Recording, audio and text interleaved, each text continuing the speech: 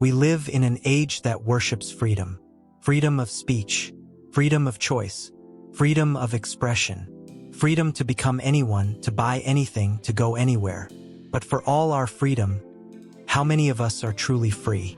We scroll endlessly trying to fill the void. We chase likes, promotions, attention. Yet the moment we stop, an invisible restlessness rises within us. We say we're independent, but we can't go 10 minutes without checking our phones. We say we're free thinkers, but our moods are ruled by comments, headlines, and numbers on a screen. In truth, we are chained not by others but by ourselves. No dictator forces us to crave status. No master orders us to fear rejection. And yet, we obey these forces every day. Our impulses command, and we obey without question. 2,000 years ago, a man who knew what it meant to be enslaved discovered the only kind of freedom that truly matters. His name was Epictetus, once a slave in the Roman Empire, later one of the greatest philosophers in history. He said, "No man is free who is not master of himself." Epictetus had no wealth, no property, no political power, and yet his mind was untouchable, unshaken by insults, poverty, or fate itself. He learned that freedom is not the absence of chains, it is the mastery of one's mind. This video is about that kind of freedom. Not the kind written in laws, but the kind written in your character. Not freedom from the world, but freedom within it. Epictetus taught that real liberty cannot be given. It must be built, moment by moment, thought by thought. And to understand this kind of freedom, we must first confront a truth that most people never realize. The world is divided into two domains, the things we can control and the things we cannot. Imagine your life as a ship sailing through the sea. You cannot control the wind, the waves, or the storms. But you can control the sails, how you steer, how you respond, how you endure.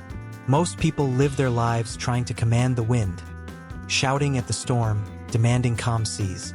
And when the ocean doesn't obey, they despair. But Epictetus said, "Freedom is the only worthy goal in life. It is won by disregarding things that lie beyond our control." When we stop trying to control what we never could, we discover something strange.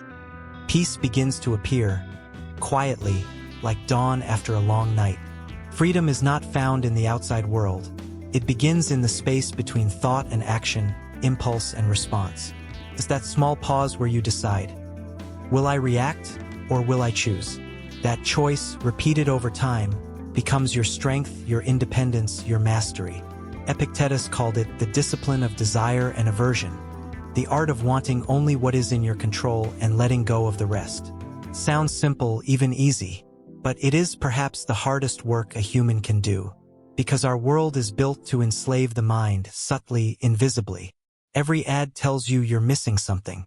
Every scroll pulls you into comparison. Every notification whispers, "You are not enough."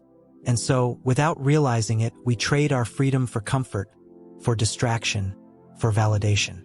We become voluntary prisoners of desire, fear, and ego. Epictetus would look at this and say, "You are free the moment you cease to be ruled by what you cannot control." What does that mean, really? It means that your emotions, your peace, your happiness, they don't have to be hostages to circumstance. It means that even in pain, you can choose your response. Even in loss, you can choose your attitude. Even in chaos, you can remain calm. That is the Stoic definition of freedom. Not control over life, but control within it. This philosophy is not just ancient wisdom, it's a survival skill for the modern mind. In a world of constant noise, Epictetus teaches silence. In a culture of endless wanting, he teaches contentment. In an age of reaction, he teaches restraint. So ask yourself, when was the last time you truly felt free? Not distracted, not entertained, not momentarily satisfied, but free? When was the last time you felt that nothing could disturb your peace? Not an insult, not a failure, not even loss. Most of us spend our lives trying to escape discomfort, to chase pleasure, to change what we can't. But the Stoics remind us, freedom is not achieved by satisfying desire, but by eliminating it. That's why this journey begins where most people never look, within. Freedom doesn't start by changing the world. It starts by changing how you see it. In the next part, we'll explore why most of us remain trapped, not by chains but by craving. Why the modern world, for all its abundance, still leaves us anxious, restless, and unsatisfied. And we'll see how Epictetus, a man born in slavery, uncovered the secret that even emperors never found, that the greatest prison is desire, and the key to escape is self-mastery. Part 1, the two domains of life. Life is a storm. You can't control when it comes or how long it lasts, but you can decide how to hold the wheel. Epictetus built his entire philosophy on a single insight, one so simple that people often dismiss it, and yet so powerful that it can change the course of an entire life. He called it the dichotomy of control. He said, "Some things are in our control, and others are not. Two domains, two worlds. And the tragedy of human life is that we spend most of our time, our energy, our sanity, trapped in the wrong one. The first domain, what we can control, is small but absolute. Our thoughts, our choices, our actions, our attitudes. The second domain, what we cannot control, is everything else. The weather, the past, the opinions of others, the outcomes of our efforts, the twists of fate. And yet, most people live reversed, obsessed with controlling the uncontrollable, while neglecting the only thing they ever truly owned, themselves. We spend hours arguing online with strangers, trying to change minds that will never change. We lose sleep worrying about what someone might think of us. We replay mistakes from years ago, as if our regret could rewrite them. We live as if anxiety were a form of action, as if worrying hard enough might bend the universe to our will. But Epictetus would look at this and say, "You desire things to happen as you wish, not as they do. And so you suffer. The problem is not the world. The problem is our relationship to it. We try to possess what was never ours, and we neglect what always was." Freedom, for the Stoics, begins at the moment you finally accept this truth, that there are only two kinds of events in life, those you can control and those you can't. And your peace depends entirely on knowing the difference. But our culture blurs that line. We are taught from birth that happiness lies outside of us. In careers, relationships, possessions, achievements. We are told that life is a race, that success means control. Control of your image, your environment, your future. And so, we spend decades chasing control over things that were never really in our hands. We exhaust ourselves trying to fix people, outcomes, reputations, only to realize that the more we cling, the less control we feel. Epictetus saw this madness clearly. He said, "Freedom is the only worthy goal in life. It is won by disregarding things that lie beyond our control. That is the paradox of freedom. To gain it, you must first give up control. Not of your life, but of illusion, the illusion that you can command the world to obey your desires." This doesn't mean apathy. It means alignment. It means working hard at what is yours, your thoughts, your actions, and releasing what isn't. Epictetus never said, "Do nothing." He said, "Do what you can and accept the rest." Because the moment you stop trying to bend reality to your will, you begin to bend your will to reality. And that is the beginning of inner strength. Epictetus used to tell his students, "You may not control what happens, but you control how you interpret what happens." He called this the foundation of philosophy, to know where your power ends and where acceptance must begin. Because without that distinction, life becomes a war you can never win. You fight traffic as if anger could make the cars move. You argue with reality as if resistance could change the facts. You rage at the weather, the market, the government, fate, and lose every time. But the Stoic wins not by conquest, but by clarity. When you see the world as it truly is, half in your power, half not, you stop wasting energy on the impossible and redirect it toward the one realm where you can actually make progress, your own mind. The Stoics often compared life to sailing. You can't command the wind, but you can adjust your sails. You can't decide when a storm arrives, but you can decide how to steer through it. The sailor who fights the storm drowns. The one who works with it survives. So too in life. Think of how much suffering comes from forgetting this. A single insult can ruin our day because we think we must control how others see us. A failed plan breaks our spirit because we believe we could control the outcome. We cling to possessions, relationships, even identities, terrified to lose them, as if our peace depended on their permanence. Epictetus saw all this and smiled gently, because he knew what is borrowed from the world can always be taken away. And if your peace depends on what can be taken, you will never rest. He said, when you desire things not in your control, you become a slave to fortune. That is the heart of the problem. We may call ourselves free, but as long as our emotions depend on things outside of us, we are still slaves. Not to a master, but to circumstance. To every turn of fate, every opinion, every outcome. True freedom is not about changing the storm. It's about mastering your ship. It's a simple practice, but it's life-changing. Every morning, write them down. What can I control today? My effort, my focus, my words, my choices. What can't I control? The weather, the traffic, the reactions of others, the past. And then act only within the first column. When you live this way, you stop being tossed around by every wave of emotion. You start to notice that peace doesn't depend on calm seas. It depends on a calm mind. That is the beginning of self-mastery. Not suppression, but awareness. Not indifference, but strength. Epictetus' students often came to him asking, how can I change the world? He would answer, first, learn to change yourself. Because until you master the small domain within, the larger domain will always master you. Freedom begins not when the cage opens, but when you realize the cage was never locked. Epictetus showed that our minds are that cage. Every time we attach our peace to something beyond our control, we close the door ourselves. But the moment we release that attachment, the door disappears. In the next part, we'll go deeper into the real source of our imprisonment. Desire. Why even when we have everything, we still feel restless.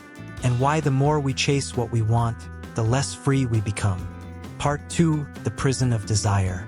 Epictetus once lived in literal slavery. He had no possessions, no control over his body. Even his leg was crippled by a master's cruelty.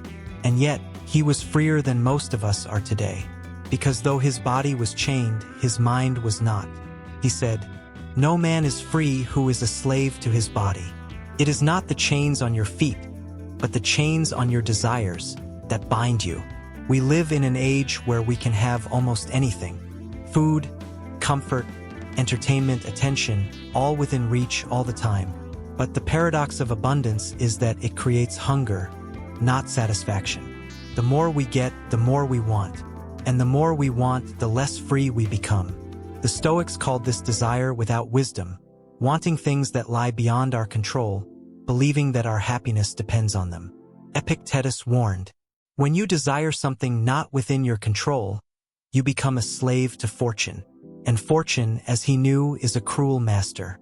Because the moment your peace depends on something outside of you, the right job, the right person, the right number on a screen, you've surrendered your freedom. You've placed the keys to your happiness in someone else's pocket. Epictetus saw that desire is not evil, it's natural. But when desire becomes attachment, it becomes a chain. The Stoics did not tell us to suppress emotion. They told us to master it, to be its ruler, not its servant. The problem isn't that we want things. The problem is that we need them to feel complete. You say, I can't be happy unless what? Unless people like me? Unless I'm successful? Unless life goes the way I planned? Every unless you hold in your heart is a chain, a condition that ties your peace to something you cannot fully control. Epictetus would smile gently and say, you think freedom is having the power to do whatever you wish, but true freedom is wishing only for what depends on you. And what depends on you? Your thoughts, your judgments, your actions. That's it. Everything else, fame, wealth, comfort, pleasure, belongs to the realm of chance. And if you make your happiness depend on chance, then every turn of fortune becomes your master. He once said to his students, when you see a beautiful vase, remember that it may break. When you kiss your child, remember that they are mortal. In this way, you will not be disturbed when the inevitable comes. He wasn't being cold, he was being compassionate. He wanted his students to love without fear, to enjoy without clinging, to live without being ruled by loss. Attachment, he said, makes us prisoners, not because love is wrong, but because fear of loss corrupts love. We cling to what is temporary as if it were eternal. And when life takes it, as it always does, we call it cruelty, when in truth it's simply nature. Epictetus would say, "You suffer because you wish for things to be other than they are." The Stoics didn't reject pleasure. They simply refused to depend on it. They enjoyed wealth without worshiping it. They used comfort without becoming soft. They loved people deeply, but never forgot that all relationships exist under the law of impermanence. To them, freedom meant this, to enjoy the world fully, while remaining ready to let it go. Modern life often promises the opposite. It whispers, "If you have more, you'll be more." But the Stoics knew the truth. If you need more, you'll never be enough. The market feeds our desire to feel important, to be seen, to matter. But it only sells illusions, symbols of power, not the real thing. True power doesn't come from what you own, but from what you can live without. Epictetus was a poor man. He ate simply, wore rough clothes, and owned almost nothing. Yet when a rich Roman visited him, expecting to see a philosopher dressed in grandeur, he found only peace. The Roman asked, "Do you not miss comfort?" Epictetus smiled and said, "Do you not miss freedom?" The lesson was clear. Comfort enslaves when you cannot bear its loss. Wealth imprisons when it owns you more than you own it. And pleasure deceives when you forget that it always fades. The Stoic is not against enjoyment. He simply refuses to depend on it. He eats with gratitude, not greed. He loves with strength, not fear. He walks through luxury as through a garden, admiring but never clinging. Freedom begins when desire ends, or rather, when desire is purified. When it is no longer about possession, but about participation. When you can appreciate something without needing to keep it. When you can act with excellence without needing applause. Epictetus would say, "Seek not that events should happen as you wish, but wish them to happen as they do." Because once you stop demanding that the world obey your desires, you begin to align yourself with nature, and that alignment is peace. The Stoics trained themselves to notice the first flicker of attachment, that subtle thought, "I can't live without this." And when it arose, they reminded themselves, "You can. You always could. You can lose the job and still be virtuous. You can lose the relationship and still be kind. You can lose the fortune and still be whole. Because nothing essential can ever be taken from the one who has mastered himself." Epictetus said, "You may fetter my leg, but not even Zeus has power over my will." That is the heart of Stoicism. To realize that the only freedom that cannot be stolen is the freedom of the mind. Every desire you let go of gives you back a piece of yourself. Every craving you master adds a brick to your inner fortress. Until one day you look around and realize the walls of your prison have vanished. You were never trapped by the world. You were trapped by wanting the world to be yours. And once you release that, the world itself opens up vast, light, unthreatening. Because now you walk through it not as a beggar of pleasure, but as a master of peace. Part 3: Mastery of the Mind. Epictetus believed that the battle for freedom is not fought in the streets, but in the mind.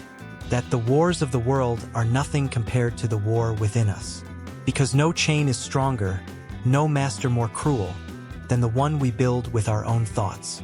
He told his students, "It's not things themselves that disturb us, but our opinions about them." That sentence, simple, almost too simple, is the key to self-mastery. Events by themselves are neutral. They have no power to hurt or to heal.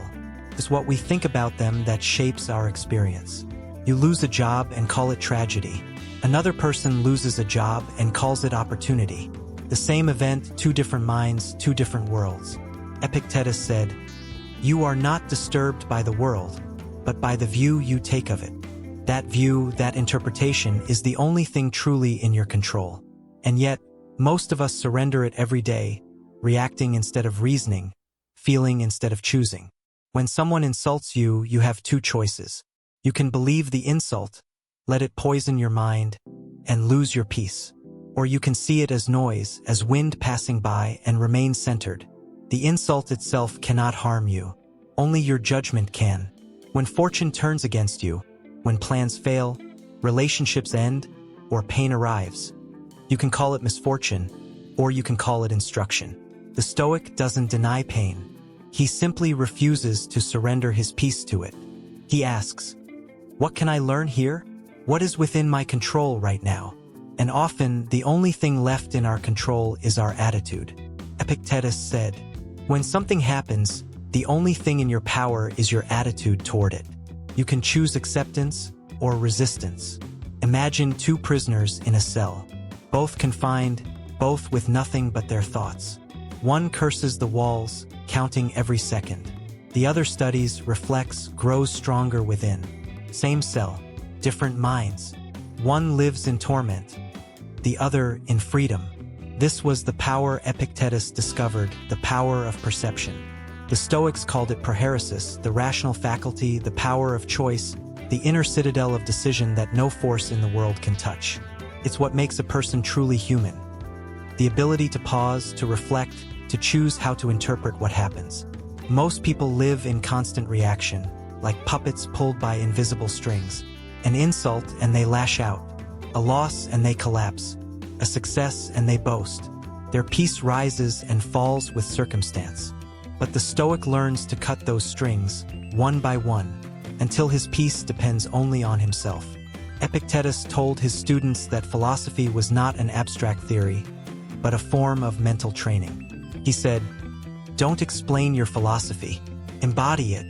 To him, philosophy was like spiritual exercise, repetition, reflection, restraint.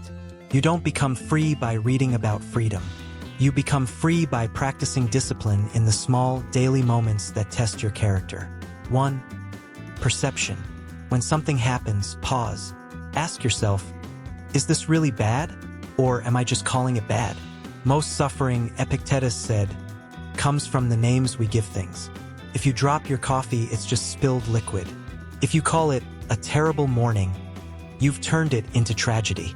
Freedom begins the moment you stop giving events power they don't deserve. 2. Choice. Every impulse can be met with a moment of awareness. When anger rises, notice it, don't obey it. When fear whispers, "You can't handle this," answer, "I can handle my thoughts."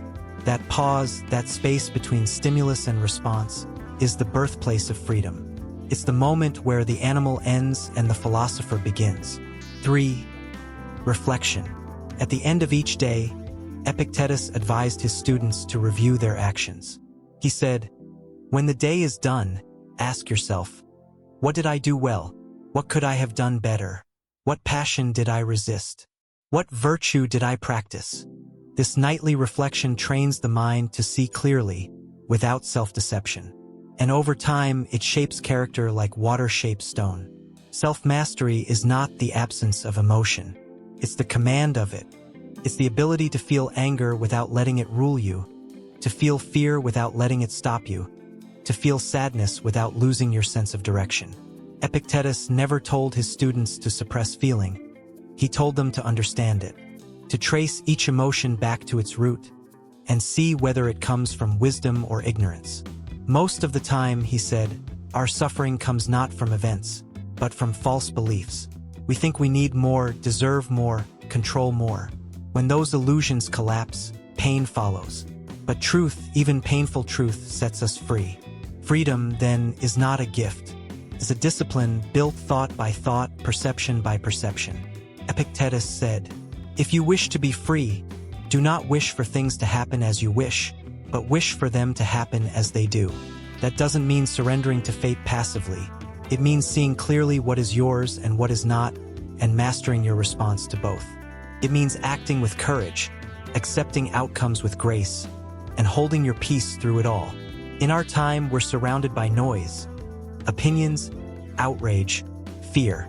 It's easy to lose your balance, to let the world invade your mind. But remember, no one can control your inner world unless you open the gates. Epictetus taught his students to guard that inner space like sacred ground. He said, "When someone provokes you, remember, it is your opinion that is provoked, not the event." That small distinction between what happens and what you think of it is the wall that protects your freedom. Master your judgments and you master your life. When you realize that nothing outside you can touch your will.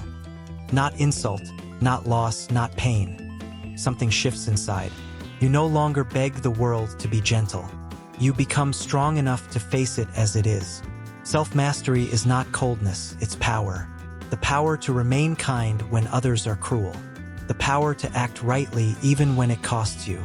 The power to stay calm when the world burns around you. This is the strength Epictetus lived by. This is the freedom no empire could take from him. And it's the same freedom waiting for anyone willing to take responsibility for their own mind. In the next part, we'll see how this strength turns into serenity. How acceptance, the final Stoic practice, transforms pain into peace. Because once you've mastered your mind, the next step is learning to align it with nature, to walk with fate instead of against it. Part 4, the strength of acceptance. There is a quiet kind of strength, the strength of acceptance. Not the weakness of giving up, not the passivity of despair, but the calm power that comes from understanding how little we truly control and how much peace lies in embracing that truth. Epictetus called this living according to nature, to see the world not as we wish it to be, but as it is, and to act rightly within it. He said, "Don't seek for things to happen as you wish, but wish for things to happen as they do, and your life will flow smoothly." First, that sounds like resignation, but it's not. It's freedom, because the moment you stop fighting the inevitable, you stop exhausting yourself against the current of life. Epictetus learned acceptance the hard way. He was born a slave, beaten, and crippled for life, but he never cursed his fate. He said, "I cannot control what happens to my body, but I can control how I respond to it." He could have hated his master, his pain, his circumstances, but he chose to see them as tests, as opportunities to prove his character. In his words, "No man is free who is not master of himself." And self-mastery begins when we stop demanding that life obey our will. Most people spend their days arguing with reality. We wish things were different. We replay the past or worry about the future. We say, "This shouldn't have happened," but it did. And no amount of resistance can change that. Epictetus said, "When you resist what is, you only double your suffering." Pain becomes worse when the mind fights it. Loss becomes unbearable when we refuse to accept it. But when you face reality, fully, honestly, courageously, something shifts. You stop being a victim of circumstance and become a student of it. The two kinds of acceptance. The Stoics spoke of two kinds of acceptance. The first is rational acceptance, understanding that the world operates by laws beyond our will, that nature, time, and chance are not personal enemies, but part of a vast design too large for us to see. And the second is emotional acceptance, the deeper peace that follows understanding. It's not cold detachment. It's the warm, steady calm that says, "I may not like this, but I can live with it." Rational acceptance gives clarity. Emotional acceptance gives peace. Together, they form the Stoic serenity. Epictetus told his students, "When you kiss your child, whisper to yourself, 'Hey, are mortal.' Sounds harsh, but it was not meant to kill joy. It was meant to deepen gratitude, to remind us that everything we love is borrowed, and that nothing truly belongs to us. Not people, not possessions, not even our bodies. By accepting impermanence, we stop clinging. By seeing change as natural, we stop fearing it. What we accept, we can love more purely. What we let go of, we can remember without bitterness." This is the paradox of acceptance. The less you resist life, the more life gives back to you. Epictetus often used the metaphor of an actor on stage. He said, "Remember that you are an actor in a play, the length of which is determined by the playwright. If he wishes it short, it is short. If long, it is long. If he wishes you to play the role of a beggar, do it well. If a ruler, perform it with dignity. The choice of role is not yours, but the choice to act it well, that is yours." Acceptance, then, is not giving up the play, it's playing your part with excellence without demanding to control the script. But how do we practice this acceptance? How do we find calm when fate seems cruel? Epictetus offered 3 disciplines: awareness, alignment, and surrender. 1. Awareness. When pain comes, See it clearly. Don't label it unfair. Don't hide from it. Just see it as a fact, something that exists in this moment. Tell yourself, this is happening, and it's within nature. By naming things without judgment, you remove their sting. 2. Alignment. Then, align your will with what happens. Don't say, why me? Say, why not me? If this challenge has come, let me meet it as best I can. If fate has chosen this moment for me, then my task is to act with courage, patience, and dignity. This is the heart of Stoic acceptance, to want what happens because it happened not out of blind obedience, but out of trust that the universe unfolds as it must. 3. Surrender. Finally, let go of the need to control outcomes. Do what's right and release the rest. Like an archer who draws the bow, aims with skill, but once the arrow leaves the string, accepts whatever path it flies. The archer controls the effort, not the result. That's all any of us can do. Acceptance doesn't make life easier, it makes you stronger, because you stop wasting energy on what you can't command. You learn to bend without breaking, to stand firm when everything else falls apart. And slowly, you discover that peace isn't found in control, but in surrender. Epictetus would remind his students, you are a fragment of God, a piece of the universe. Why fight the whole to which you belong? To him, acceptance was harmony. To live against nature was to live in turmoil. To live with it was to live in peace. When you accept the flow of life, you begin to see that every event, pleasant or painful, is part of your training. The Stoics believed that fate is a teacher, not a tyrant. That every hardship is an opportunity to prove virtue. Epictetus said, do not ask for what you do not have. Ask instead to make the best of what you do have. When you practice this daily, accepting, adjusting, acting well, you become like the sea, vast, calm, unshaken by the waves above. This is not passive acceptance. It's active peace, a fierce and gentle resilience that nothing can destroy. Acceptance is the final strength. The strength that says, I do not need the world to bend for me to be free. It's the end of resistance and the beginning of harmony. The Stoics called this amor fati, the love of one's fate. To not only accept what happens, but to embrace it as necessary, meaningful, divine. Because when you love fate, nothing can take your peace. Part 5. Freedom within, the Stoic way to inner peace. There's a fortress inside each of us. Epictetus called it the inner citadel, a sacred place of stillness, deep within the mind, where no storm can reach, no insult, no misfortune, no loss. It's the part of you that remains untouched when everything else falls apart. Epictetus said, you may fetter my leg, but not even Zeus has power over my will. That is real freedom, not the freedom to do whatever you want, but the freedom to stay unmoved no matter what happens. We spend most of our lives chasing external freedom, financial independence, social status, the right to live as we please. But all of that can vanish in a moment. A market crash, a betrayal, a diagnosis, and then we realize the kind of freedom that matters was never outside of us. Epictetus lived as a slave for years. He had no possessions, no wealth, no security. But he had his will, his reason, his judgment, his peace of mind. And he realized, if I can control my thoughts, then I can never be enslaved again. He taught his students that the true battleground is not the world outside, but the world within. If you wish to be free, he said, then wish for nothing that depends on others. At first, that sounds impossible, to wish for nothing, to need no one, to depend on nothing.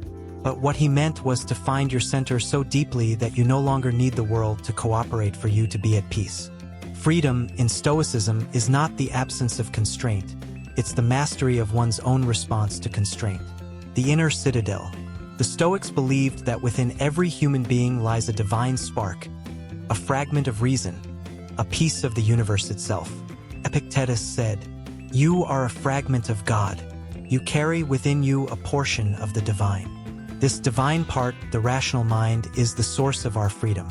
It's what allows us to step back and observe our emotions, to question our desires, to choose how we will respond.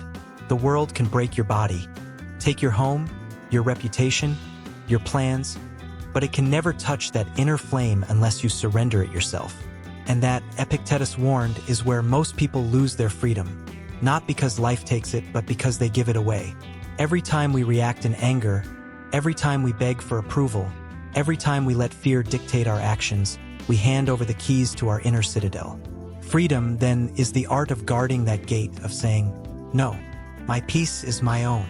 But this kind of inner peace doesn't come from isolation. It comes from understanding what truly matters. Epictetus reminded his students constantly, "It is not what happens to you, but how you react to it that matters." That's the secret of the Stoic mind, the ability to meet every event with grace. When fortune smiles, you stay humble. When fate turns, you stay steady. When others insult you, you stay kind. Because nothing they say or do can touch the fortress within.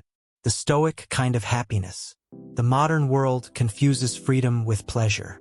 We think happiness is found in choice, comfort, and control. But Stoicism says something different. Happiness is not getting what you want. It's wanting what you get.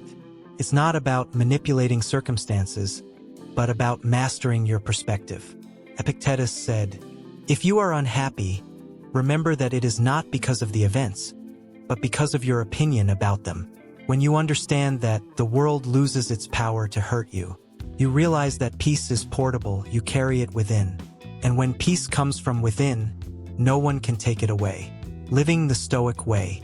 So how do we live this way? Free, calm, unshaken? Epictetus gave his students a daily practice. 1. Each morning, remind yourself what is and isn't under your control. Prepare your mind for the day's tests. Tell yourself, "I will meet selfish people, anxious people, cruel people, but I will not let them make me cruel in return." 2. Throughout the day, notice your reactions. When something disturbs you, pause. Ask, "Is this within my power?" If it is, act wisely. If it isn't, let it go. 3. Each evening, reflect. Ask yourself, what did I do well today? Where did I lose control? How can I respond better tomorrow? This simple rhythm, morning intention, mindful awareness, evening reflection, was the Stoic path to mastery. Over time, it transforms your life from the inside out. Freedom, Epictetus said, is not achieved in a single act of rebellion, but in the quiet discipline of the mind, repeated every day.